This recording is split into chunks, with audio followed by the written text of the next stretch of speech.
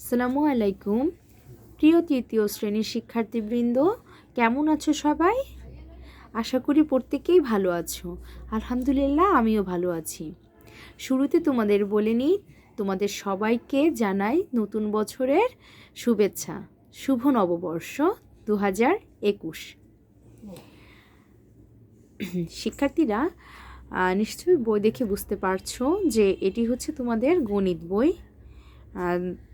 তো আমি কেয়া মনি মিস তোমাদের সঙ্গে আমি গণিত ক্লাসটি নেব। আশা করি তোমরা প্রত্যেকেই আমার সঙ্গে থাকবে। আর আজকে আমরা তোমাদের নতুন যে অধ্যায়টি আছে, প্রথম অধ্যায়টি আমরা এটি দিয়েই শুরু করতে চেষ্টা করব। তো শিক্ষার্থীরা সবাই নিশ্চয়ই আমার সঙ্গে থাকবে, কেমন?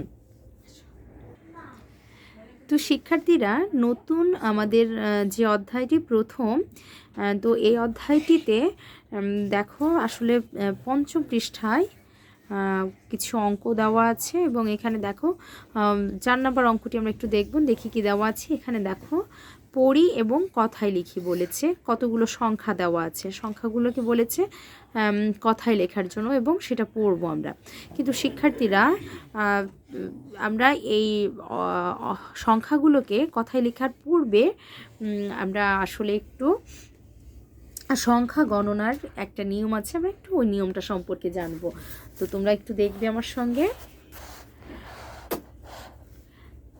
শিক্ষার্থীরা, আমি তোমাদের আসলে এই সংখ্যা গণনা করার জন্য আসলে এটা আমরা আগে থেকেও করি, হয়তো বা ক্লাস 2তেও তোমরা পেয়েছো। তো আমি তোমাদেরকে আবার নতুন করে একটু গণনার জন্য এটি মনে করিয়ে দিব। তো প্রথমে আমাদের যেটি থাকবে সেটি হচ্ছে সংখ্যা গণনার ক্ষেত্রে প্রথম যে মানটি সেটি হচ্ছে একক। একক বলতে সাধারণত একটি সংখ্যাকেই বোঝানো হয়। এর পরবর্তী যেটি আছে সেটি হচ্ছে দশক, অর্থাৎ একক থেকে একটু বড় হচ্ছে দশক। তো দশক বলতে এখানে 10কে নির্দেশ করে, অর্থাৎ এখানে আমরা 10কেই বুঝাই। এর পরবর্তীতে যেটি আছে সেটি হচ্ছে শতক, অর্থাৎ 100, যেমন আমরা বলি 200 বলি, অর্থাৎ এটা হচ্ছে শত। কেমন? এরপরে শতকের থেকে আরও একটু বড় হচ্ছে হাজার। হাজারের আরেকটি নাম হচ্ছে সহস্র। এরপরে যেটি আছে সেটি হচ্ছে অযুত।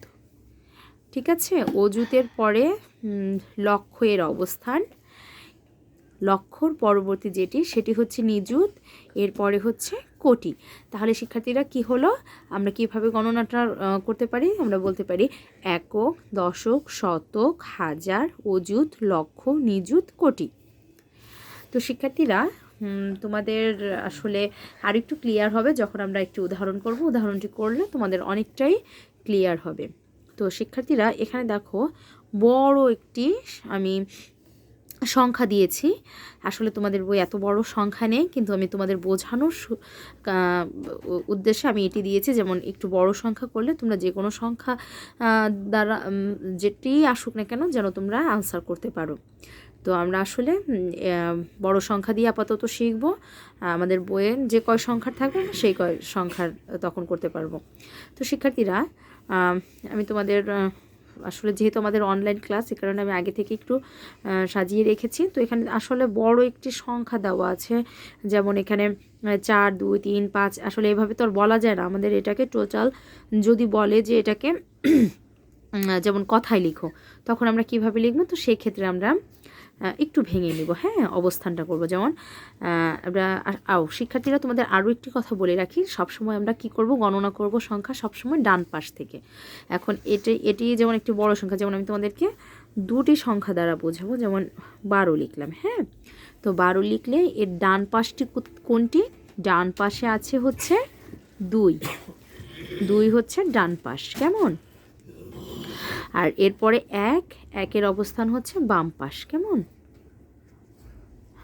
তো আমরা আসলে এভাবে প্রতিটি সংখ্যায় আমরা সবসময় ডান পাশ থেকে গণনা শুরু করব। তো এখানে এই সংখ্যাটি আমরা কখনো 4 থেকে আগে যাব না, আমরা 0 থেকে যাব। তো আমরা এখানে 0 এর স্থানীয় মান হচ্ছে, আমি এটি লিখব না যে 0 এর স্থানীয় মান, আমি সরাসরি লিখে দিচ্ছি যে 0 একক। 0 কি? 0 একক। অর্থাৎ শূন্য একা, এই কারণে শূন্য হচ্ছে একক। তো এখানে এটি হচ্ছে আমার স্থানীয় মান, শূন্যের স্থানীয় মান শূন্য একক। আর যদি আমাকে অঙ্ক দেখাতে বলে যে স্থানীয় মান এবং স্থানীয় অঙ্ক লেখো, তখন আমরা অঙ্কটা যখন লিখব তখন আমরা যেমন অঙ্ক লিখতে পারি কি শুধুমাত্র শূন্য। কেমন? আচ্ছা, এর পরবর্তীতে কে আছে? এর পরবর্তীতে আছে 8। তাহলে 8-এর স্থানীয় মান কি হবে? 8 এককের পরে কি থাকে? দশক। তাহলে আমরা লিখব 8 দশক। আচ্ছা, এবার 8-এর স্থানীয় অঙ্ক যদি দেখাতে বলে তখন আমরা কি লিখব? 8 লিখব। কেমন? আচ্ছা, 8-এর সামনে কয়টি সংখ্যা দেওয়া আছে দেখো তো। 8-এর সামনে শূন্য, আমরা আসলে শূন্য থাকুক কিন্তু আমরা শূন্যকে একটি সংখ্যা মনে করব। তাহলে আমরা কি বলতে পারি? 8-এর সামনে একটি সংখ্যা আছে। 8-এর সামনে যে কয়টি সংখ্যা থাকবে তার জন্য ঠিক সেই কয়টি শূন্য দিতে হবে। তাহলে 8-এর সামনে যেহেতু একটি সংখ্যা আছে তাহলে আমরা এখানে একটা শূন্য দেব। এর পরবর্তীতে আছে কে? 7 আছে। তাহলে 7 কি হবে? 7 হবে শতক। আচ্ছা, 7-এর স্থানীয় অঙ্ক কত হবে? আমি 7 প্রথমে লিখব। 7-এর সামনে কয়টি সংখ্যা দেওয়া আছে বলো তো?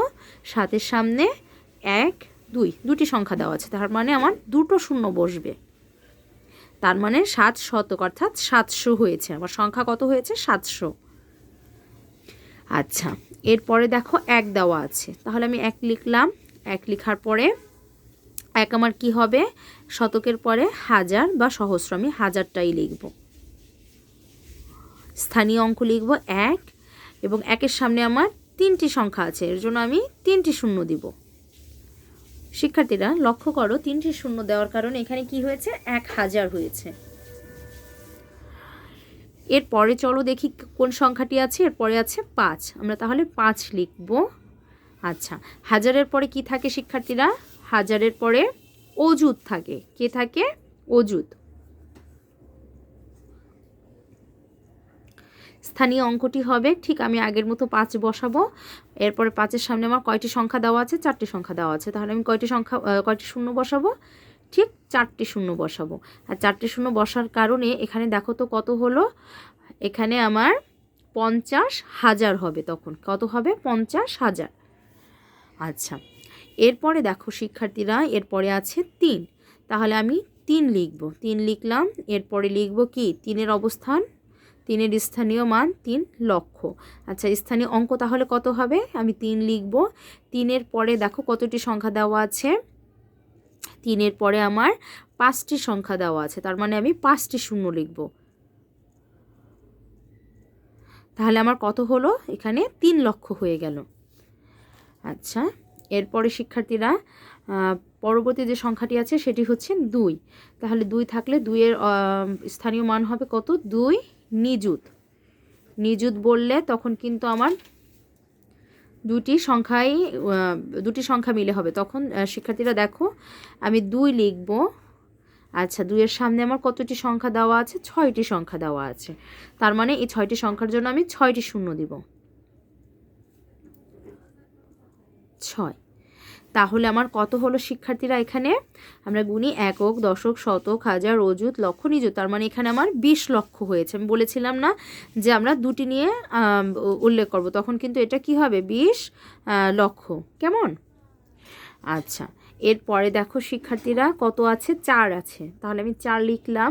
সর্বশেষ যেটি আমার গণনার ক্ষেত্রে যে গণনার যেটি আছে সেটি হচ্ছে সর্বশেষ হচ্ছে কোটি। তার মানে এখন আমার নিযুতের পরে কার অবস্থান থাকবে? কোটির অবস্থান থাকবে। কেমন? আমি এবার কোটি লিখব। আচ্ছা, কোটি লিখলাম। তো কোটির ক্ষেত্রে এখন স্থানীয় অঙ্কটি কী লিখব? স্থানীয় অঙ্ক আমি 4 বসাবো। আর 4-এর সামনে আবার আমার কতটি সংখ্যা আছে সেটি একটু দেখব। 1 2 3 4 5 6 7 7টি সংখ্যা আছে। এই কারণে আমি কয়টি শূন্য দিব? 7টি শূন্য দিব। তাহলে শিক্ষার্থীরা এখানে আমার কত হলো? এখানে আমার 4 কোটি হলো। কেমন? তো আসলে এই ছিল আমাদের স্থানীয় মান এবং স্থানীয় অঙ্ক নির্ণয়। তো শিক্ষার্থীরা, তো তোমার আসলে এভাবেও আসতে পারে, আবার এরকম অঙ্কটি দিবে, পরে বলবে যে এটাকে কথায় লিখো। তখন তুমি কিভাবে লিখবে? তখন তোমাকে এটি এমন আছে যে এটা করার পরে এভাবে তোমাকে কথায়ও লিখতে হবে। তো সেই ক্ষেত্রে আমরা এটাকে তাহলে কি বলতে পারি? আমরা দেখো এখানে 4 কোটি, তাহলে লিখব 4 কোটি। ওকে, 4 কোটি। এরপরে এটা কত হবে আমার?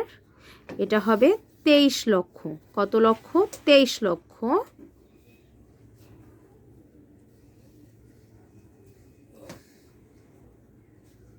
4 কোটি 23 লক্ষ।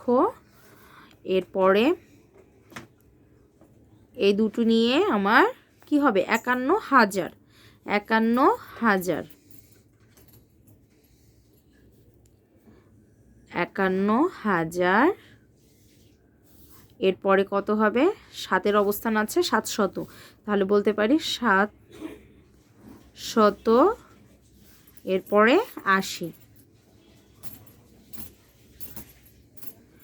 তো শিক্ষার্থীরা আমরা কীভাবে বলতে পারি? 4,23,51,780। এটাকে আমরা কথায় লিখলে এভাবে পাই।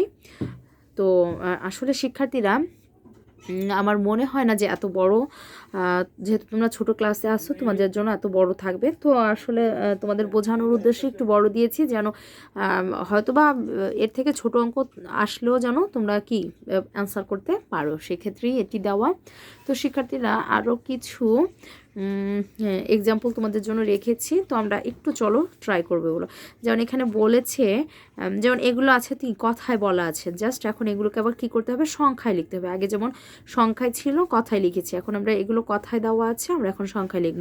এখানে বলেছে 9,647। তো শিক্ষার্থীরা 9,647 কীভাবে লিখব? প্রথমে আমরা 9,000টাকে লিখব, এরপর 600 লিখলাম 47। দেখো তো কত হলো? একক, দশক, শতক, হাজার। যেহেতু হাজারে আছে তার মানে এটি কত হলো? 9,000। এটা শততে আছে তার মানে এটি 600। এরপর হচ্ছে কি এটি 47।